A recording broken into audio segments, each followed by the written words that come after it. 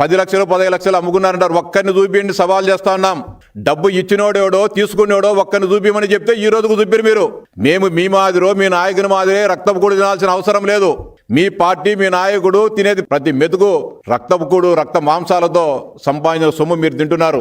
నిరుద్యోగులతోనో లేకుంటే ఇంత పనికి మాలిన చేష్టలతో ఎవరు కూడా డబ్బులు వసూలు చేసి ఉద్యోగాలు ఇవ్వాల్సిన కర్మ లోకేష్ గారికో లేకుంటే తెలుగుదేశం పార్టీకో పట్టలేదని చెప్తానా.